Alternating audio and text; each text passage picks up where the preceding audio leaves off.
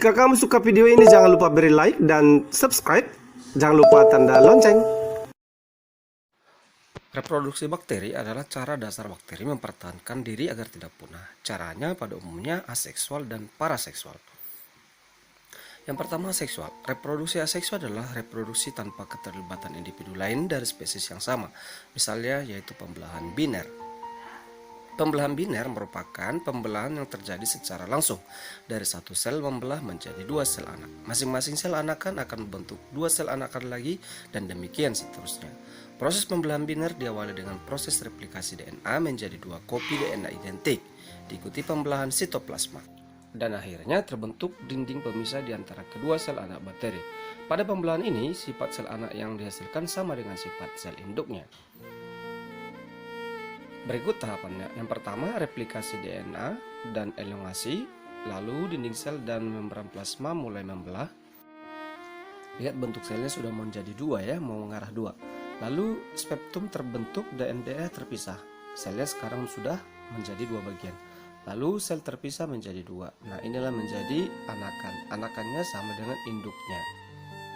Selanjutnya mari kita perhatikan dari video berikut. Lihat satu sel menjadi dua, dua jadi empat, empat menjadi 8, kemudian jadi 16, dan begitu seterusnya hingga sel bakteri tersebut bisa menjadi lebih banyak.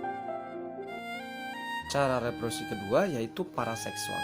Paraseksual adalah reproduksi yang tidak melibatkan gamet. Belum bisa ditentukan mana jantan dan betina, tapi terjadi pemindahan materi genetik. Pemindahan materi genetik itu tanpa menghasilkan zigot. Jadi karena bakteri belum diketahui mana jantan dan betina, makanya disebut paraseksual, bukan secara seksual. Oke ya. Paraseksual yang pertama yaitu lewat transformasi. Transformasi merupakan pemindahan plasmid dari satu bakteri ke bakteri lain. Sifat bakteri ditularkan, tidak membentuk individu baru dan bersifat sama. Tidak melalui kontak langsung antara pemberi bakteri DNA dan penerima. Mari kita melihat tahapan pembentukan atau cara reproduksi secara transformasi. Transformasi merupakan pemisahan materi genetik oleh sel bakteri secara langsung tanpa adanya pembentukan jembatan khusus yang terjadi pada bakteri yang memiliki enzim tertentu. Adapun langkah-langkahnya, yang pertama, DNA beruntai ganda akan berikatan dengan reseptor spesifik pada permukaan sel resipien,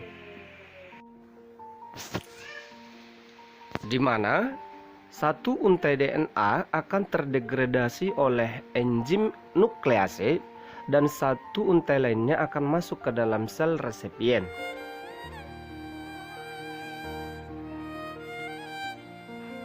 Untai DNA yang telah masuk ke dalam sel resipien akan mencocokkan diri dengan sel resipien dan mendegradasi sel resipien membentuk kombinasi yang homolog dan nantinya akan membentuk sel rekombinan. Parasit sel kedua yaitu dengan cara konjugasi. Konjugasi adalah penggabungan antara DNA pemberi dan DNA penerima melalui kontak langsung. Jadi untuk memasukkan DNA dari sel pemberi ke sel penerima harus terjadi hubungan langsung dan membentuk adanya jembatan sitoplasma. Berikut tahapan reproduksi konjugasi. Konjugasi merupakan proses pemindahan materi genetik dengan cara kontak langsung antara sel pendonor dengan sel resipien. F+ pada sel pendonor yang memiliki F plasmid yang akan ditransfer dan F- sebagai jembatannya. Sel resipien yang tidak memiliki disebut dengan F-. Adapun langkah-langkahnya, yang pertama, akan terjadi kontak langsung antara sel pendonor atau pemberi dengan resipien atau yang menerima. F- dari sel pendonor akan mengenali dan mengikat ke titik reseptor pada dinding sel resipien. Selanjutnya, F plasmid kemudian dimobilisasi untuk ditransfer saat plasmid memberi kode kepada endonuklease untuk memotong satu untai plasmid pada titik original of transfer.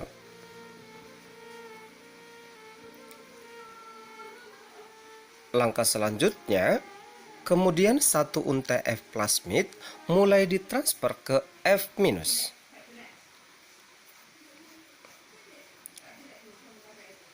Selanjutnya, untai DNA yang ditransfer akan mensintesis membentuk untai ganda, di mana kedua sel bakteri ini sudah memiliki F+ dan F plasmid. Lalu, sel anak dengan induk sama. Jenis reproduksi paraseksual berikut transduksi. Transduksi adalah pemindahan materi genetik bakteri ke bakteri lain dengan perantaraan virus pada tahap lysogenik reproduksi virus. Cara ini dikemukakan oleh Norton Ginder dan Joshua Lidenberg pada tahun 1952. Berikut tahap transduksi.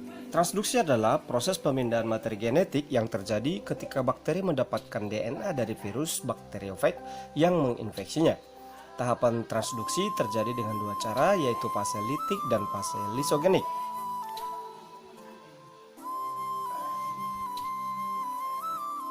Pada tahap litik, virus menempel pada sel reseptor bakteri dan menginjeksikan DNA ke dalam sel bakteri.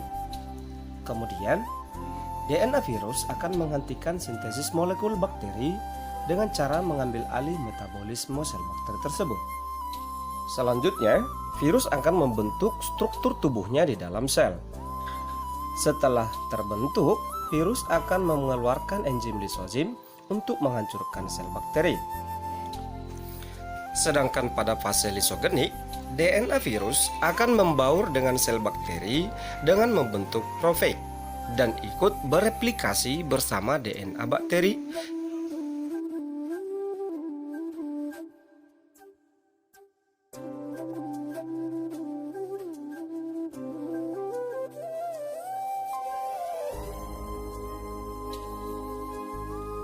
Ketika lingkungan dalam kondisi buruk, profag akan aktif dan memisahkan diri dari DNA bakteri. Ketika profag aktif, maka DNA virus akan beralih ke fase litik. Pertumbuhan bakteri. Pertumbuhan pada organisme yang makro merupakan proses bertambahnya ukuran sel atau substansi atau massa zat suatu organisme. Misalnya bertambahnya tinggi, bertambahnya besar ukuran dan jumlah sel. Pada organisme bersel satu, misalnya bakteri, pertumbuhan lebih diartikan sebagai pertumbuhan koloni, yaitu bertambahnya jumlah koloni yang semakin besar. Selama proses pertumbuhan terdapat waktu generasi, di mana waktu generasi merupakan selang waktu yang dibutuhkan sel untuk membelah diri. Tiap spesies bakteri memiliki waktu generasi yang berbeda-beda. Misalnya, Escherichia coli, bakteri yang umum yang dijumpai di saluran pencernaan dan tempat lain, memiliki waktu generasi sekitar 15 hingga 20 menit. Berikut adalah tabel pemberian pembelahan biner untuk setiap 15 menit. Coba kamu lihat bahwasanya hubungan antara pertambahan sel dengan waktunya adalah berbentuk geometrik eksponensial, sehingga boleh dikatakan rumus pertumbuhannya yaitu 2 × n. Kenapa? Karena dari satu sel dia menghasilkan 2 sel bakteri. Di dalam tabel bahwasannya dari satu sel berarti itu 2 × 0 karena masih belum melakukan pembelahan. Untuk 2 sel ya 2 × 1 sekitar 15 menit.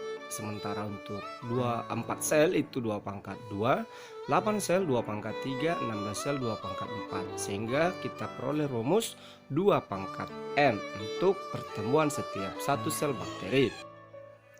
Untuk fase pertumbuhan terdapat 5 fase, yaitu pertumbuhan bakteri ketika ditumbuhkan pada kultur curah atau bird culture. Yaitu yang pertama ada fase adaptasi atau lag fase, perbanyakan yaitu exponential fase, fase pengaruh pertumbuhan, fase stasis atau stationary fase, dan fase kematian atau death fase. Bahwasanya pertumbuhan mikroorganisme dapat ditinjau dari dua sudut, yaitu pertumbuhan individu dan pertumbuhan koloni atau pertumbuhan populasi. Pertumbuhan bakteri dan mikroorganisme unisel lainnya dapat ditinjau dengan cara menghitung jumlah sel setiap koloninya maupun mengukur kandungan senyawa tertentu yang dihasilkannya. Tahap pertama adalah fase adaptasi atau fase lag.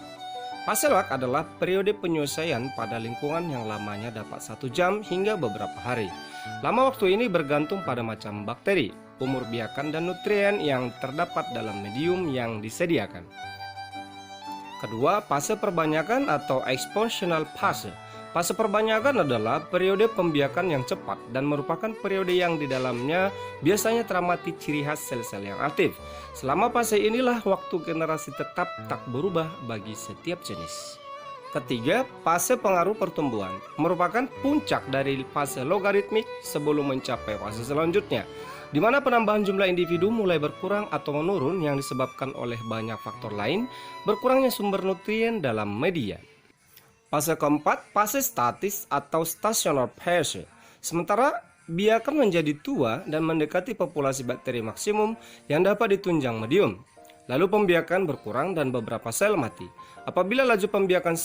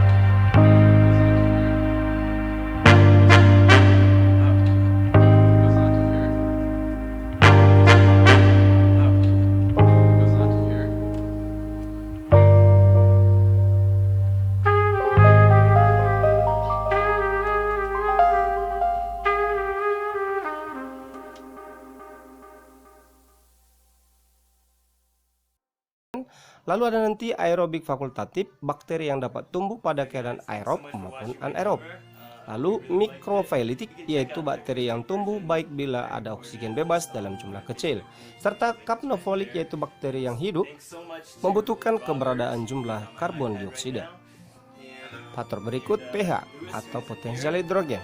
Untuk pertumbuhan bakteri membutuhkan pH optimum terletak antara 6,5 hingga 7,5. Tetapi ada beberapa bakteri yang dapat tumbuh pada pH rendah ataupun pada pH yang tinggi.